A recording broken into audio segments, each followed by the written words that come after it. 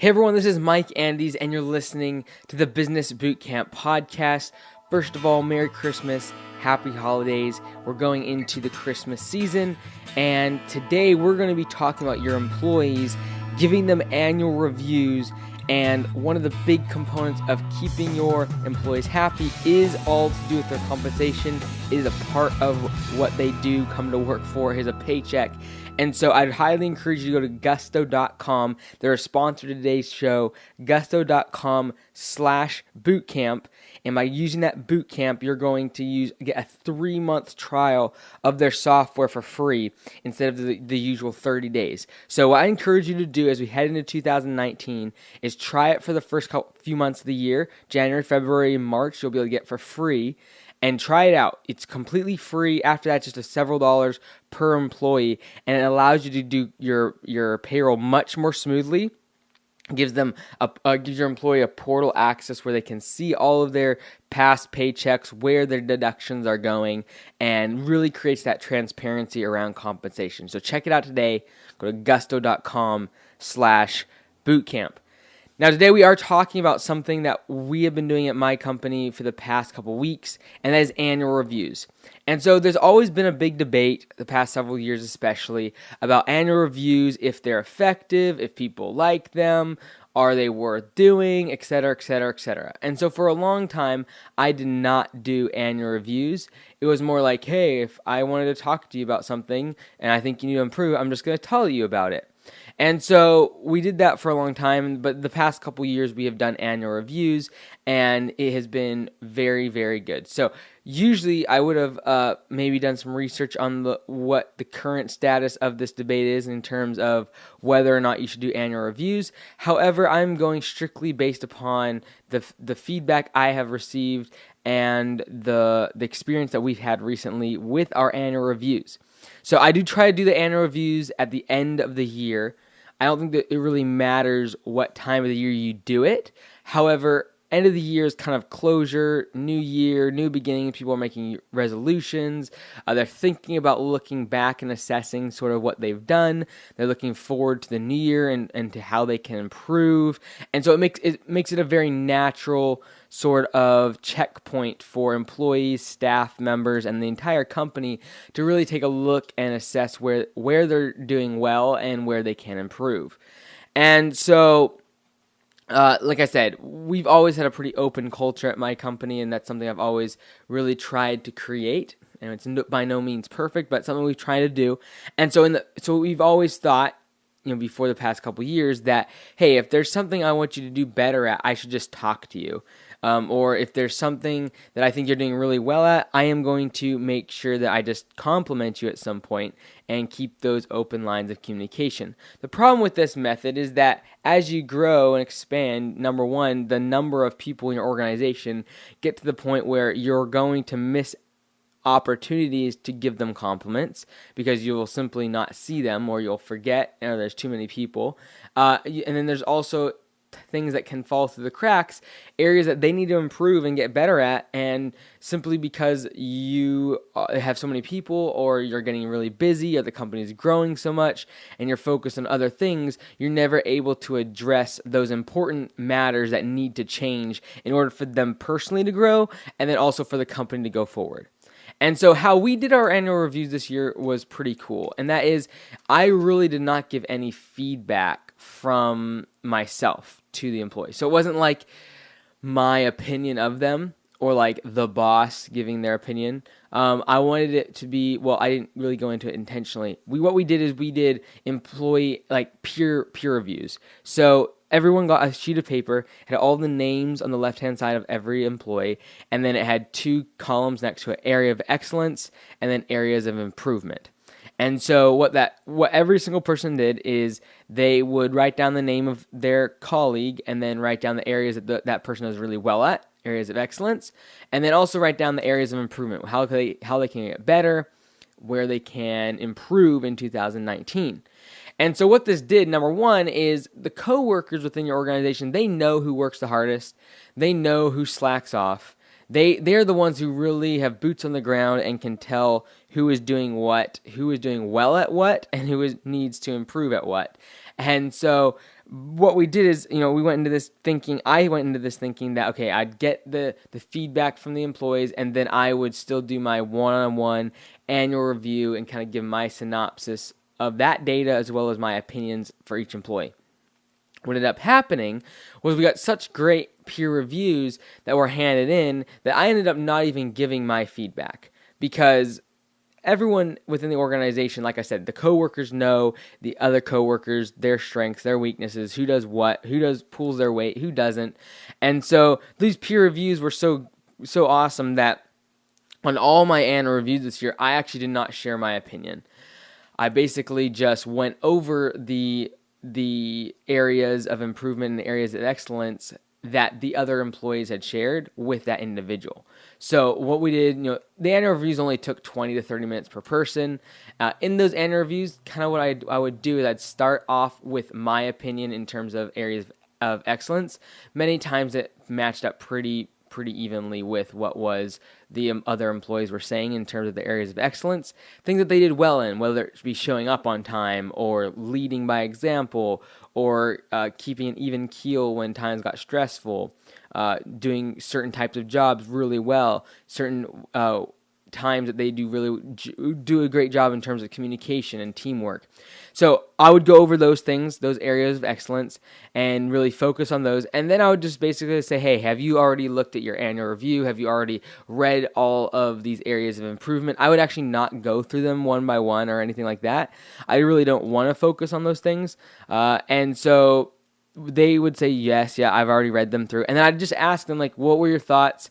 How do you think you can improve in those areas? And then we just started open dialogue and discussion about those things instead of going through point by point on areas of improvement. So they would usually say, yeah, I talked about it. I read over it, and yes, I agree, and I can do X, Y, and Z better. And then I might throw in some comments or ways that X, Y, and Z could be elaborated on, ways that they can, implement those improvements, and then might even ask them, is there certain areas that I can help in, give you resources or give you tools or extra training to make those improvements a reality. And so it was really a game changer. Number one, for them as the employees and for those working at our company, like, they all really appreciated the feedback. And so how do you do this? I think the biggest part is that you have to make sure they your organization feels comfortable giving this information. Because if you just give people an annual review and tell them to fill it out with all their coworkers, and they don't know where that information is going, they don't know the value of that information, they don't know who's reading it, they don't know if it's going to come back to hurt them. So you got to make it anonymous. We made it anonymous. Originally, we were not going to. We ended up making it anonymous, and it worked very well. People were very, very honest. And even still, though, even by making it anonymous, if you don't have a certain type of culture or people that have worked together for a long time, you still might not get very good feedback. Because the last thing I wanted in a peer review was their areas of improvement to be like, they do pretty good work, or they're a bit slow, like really vague with no detail. Like, that's what I did not want. So I really, really pushed everybody in the weeks coming up to the peer review to really give really honest, in-depth, focused feedback, because the way I sort of sold it was, look, if you give honest feedback and really good criticism and think about it and don't just write something stupid down, but like really think about it, really take some time on these reviews, you're going to get great feedback for yourself if everyone does this. And of course, you don't want a peer review that just has, they do a great job, they are cool people, they are funny. Like, you don't want that sort of review. And so I really pushed them to take their time in order, so that if everyone did that, they would also get really great feedback on their performance, where they can improve and what they've done really well in. And so that was kind of the groundwork that I laid for the peer reviews, and that's something that's very important, especially if you're going to do this for the first time, that you really have everyone buy into what this can do, and that if they give great feedback and everyone gives great feedback, that they are going to get really honest feedback from their coworkers. And I believe that an employee, really, they value what their other coworkers think about them. And if you want them working at your place and being part of your culture, and they don't care about what other people think about their performance, they probably aren't a great fit for your culture. And so I really do believe that employees do want to know what their other coworkers think about them. Do they think they slack off? Do they think they are great at a certain type of work? Do they think that there's certain areas that they can improve in, or ways they can communicate better, or ways that they're being taken that they don't actually mean to be taken in that manner? And certain mannerisms or things they need to curb. And so I really thought it was a really great the way it came together. Everyone was super honest. It helped me. I didn't really have to do a whole lot of work, honestly, in terms of the annual reviews, besides just reading over things, kind of briefing myself on some stuff, because the feedback was honest, very anonymous. So, like, I don't know who wrote what. And so I actually had everyone hand in those forms. So basically, I told you they all had those forms, like the name, the areas of excellence, and the areas of improvement. And then they handed that into the office assistant. I did not see those. And then she would just create a one-page document for me to go over and to also send to the employee themselves that had their name, and then on one column, all the areas of improvement, other column, all the areas of excellence. So it was all typed up so that way people wouldn't know who wrote what. So what that did is obviously made it super anonymous, but then also I didn't know who wrote what. So again, very, very great, great way to keep the data clean and anonymous. So that being said, that was great for the employees and all, but really at the end of the day, what this comes down to is I was on the annual review. So on that sheet of paper, my name was there, and they were expected to give me thoughtful criticism of my areas of improvement, and also say, what areas I excel in. And so this was the one that I actually put the most pressure for them to take some time on and really spend thinking about what they would want me to get better at and what they feel I am doing a good job at as the leader of the company and the CEO. So this is something that I feel this is actually the most important part of this whole episode, and the most important part of your annual review is actually the review they give you. And so again, giving them a very, very easy way to give you constructive criticism, areas they feel you need to get better at, and in a format that they know you're not going to know who's talking. So we are always pretty open about really challenging my ideas and thinking about what we're doing in the company, and they can feel free to always challenge or add new ideas at team meetings or at offsite meetings or whatever it is, and question sort of what I'm doing. However, when you make it anonymous, it opens up a whole nother layer of individuals that might not have the confidence to do it in a public setting, but have always maybe had something nagging on them or something that they've always wanted to sort of air out, and make sure that they have told you something that is annoying them or keeping them from doing their best work. And that's really what you don't want to be doing. You do not want to be the obstacle or the thing that is tripping up your company and keeping them from doing their best work. And if that means they need to leave or go to another company or do something else, you want to keep them, you want to make sure you are not the stumbling block that keeps them from doing their best work. And I really feel in terms of a career, that is the goal of every individual in terms of an employee or a worker of any sort that has a career, is getting yourself in the position where you're going to do your best work. And you might feel, well, I need to be an entrepreneur to do that, or I need to do this certain career or this certain vocation. Whatever it is where you do your best work, that is where you're going to be the most successful. And usually that has to do with passion. If you're passionate about it, you're going to do better work, and you're going to work harder on it, and you're going to practice it and refine your craft and all of that. But at the end of the day, you want to make sure that the people working under you, for you, with you, are in the place to make sure that they are able to do their best work, and that you are not keeping them from doing their best work. And so I really pushed everyone to give me honest feedback on my annual review, and my review was probably the longest one that people would give the most comments about, and that was fantastic. It was great.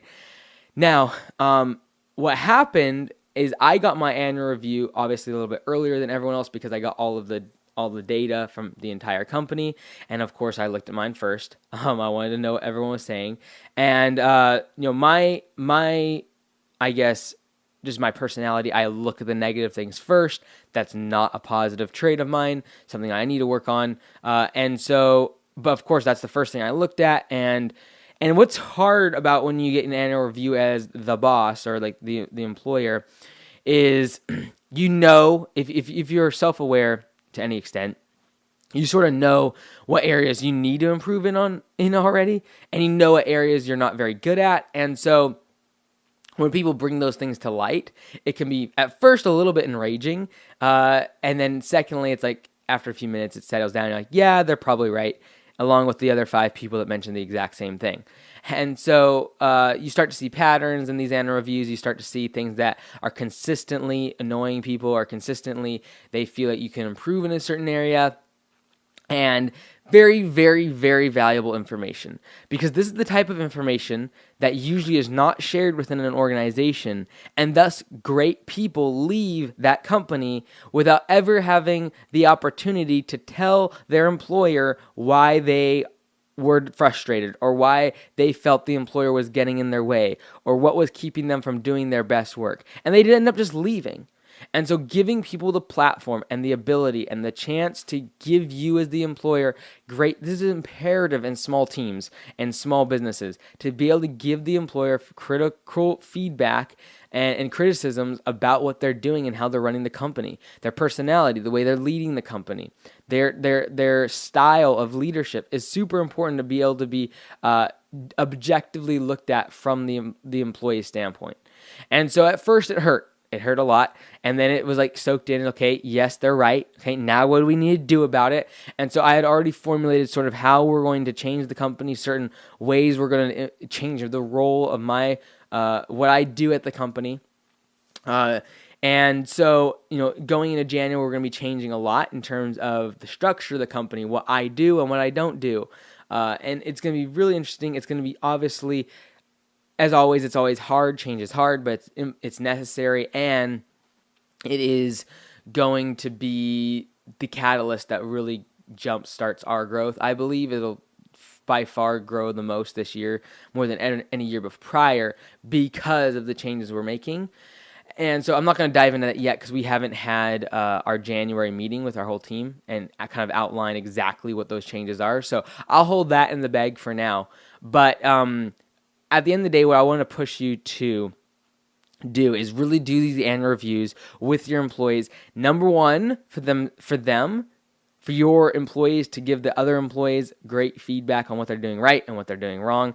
It saves you a lot of time and energy and emotional energy trying to tell everyone what they're doing wrong or where they can improve, because the employees know what the other employees can improve in, what areas they need to work on, and they can do all the reprimanding for you by giving that feedback anonymously to their coworkers.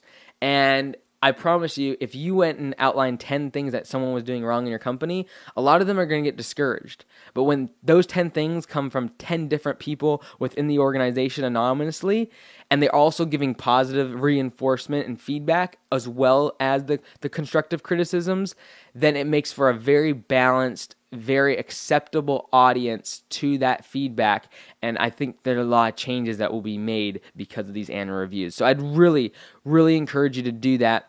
And also, a sort of an update, if you listen to Landscape Business Course, you heard a couple months ago that we had like a big, I was kind of keeping it under the cover as far as what happened. So it was sort of like a big disappointment that happened in October for us, and I was sort of keeping it under the radar just because my competitors and things like that listen to the podcast, which is totally awesome and fine. But I wanted to kind of keep it under the radar for now. But in October, for my landscaping company, we had an unexpected disappointment / unexpected event happen, and it has turned out to be super awesome. But anyways, what the letdown was, in October, we were told that one of our locations wasn't going to renew the lease come 2019. So usually when you know your lease is not going to be for renewal, you have like a year to get ready for that. Well, we had like 2 months. And so that was a little bit annoying, a little bit frustrated and things like that. However, it's ending up to be a huge, huge win for the company. So what we did is we basically consolidated all of our equipment, office personnel, etc., from one office, and we're moving it to the other office, because we've had 2 locations in the past, and now we're consolidating into 1. And this new location is in a much, much better area, much larger market. I feel like we've kind of tapped out the small market of the first location anyways, in terms of how large we can get in the small area, small town that we're in. The second town's like 30 minutes away by driving, and is much, much larger, probably like, I don't know, 50 times as big. And so it's going to be super interesting. It's right on a state highway, lots of great traffic, lots of visibility, much larger shop. So in the past couple months, what we've been actually doing, we have built an office location in like a bigger structure because we just need the space at the second office location, because there was a small office before, but we need to build a bigger one now that we're consolidating everything and planning for big growth. And so this new office location will definitely allow us to probably triple in size in terms of the company. And so right now we've been working on a lot of facilities and capital expenditures in terms of building out the new office space, making it nice for the office people inside, making an area for the team to have team meetings, an area for the public to come in, and as well for public education classes.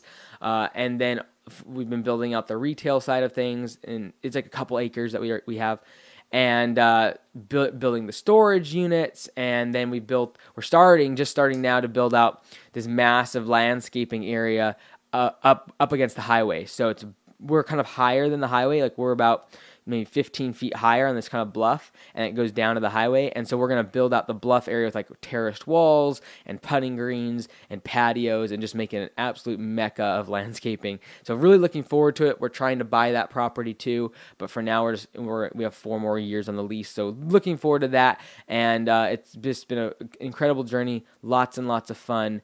And like as I the disappointment in October was big. We were really planning on expanding both locations at the same time, and so a bit of a disappointment, but it's going to turn out to be an absolute game changer. Now that we own everything, like in terms of the offices that we're building, all of that sort of thing. So it's super awesome, and I am looking forward to that. So if you have something like our October looked like, where there's a disappointment or a letdown, or you're expecting something that didn't come through, I promise you it's going to turn out for the better. You're going to look back in a year and be like, that was really, really good for my company.